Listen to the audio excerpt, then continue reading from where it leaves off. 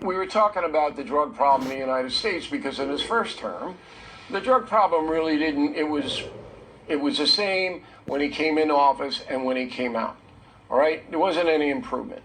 And the drug gangs are taking over the cities, and to this day, they plague the cities.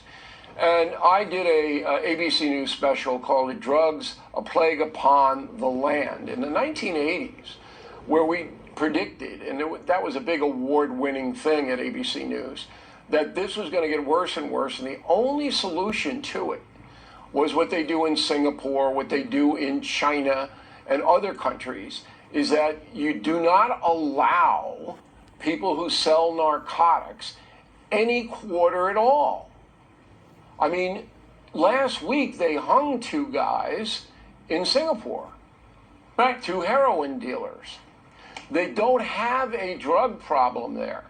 Now, the president told me in that dinner he hesitated because of international law, because of this, because of relations. At that time, we're getting better with Colombia, which is the primary mover of cocaine. It goes into Venezuela and then out from Venezuela. That's how it's done now.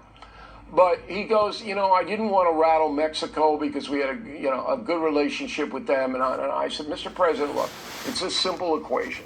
If you want to stop or mitigate the horrendous narcotics problem in the United States, which is killing hundreds of thousands of people, when you combine overdoses with murders on the street, with all kinds of stuff, you have to attack the cartels with military force. You have to. Right.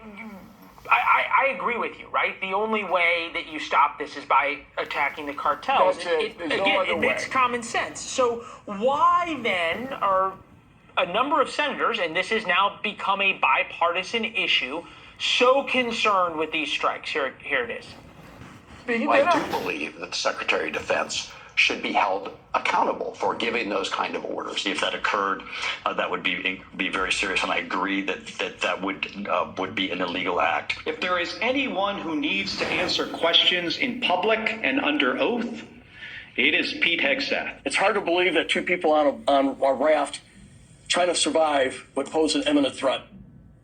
How has this become such a thing? Why? Why? Oh, again, there's just 2 guys on a raft. They're just getting a tan.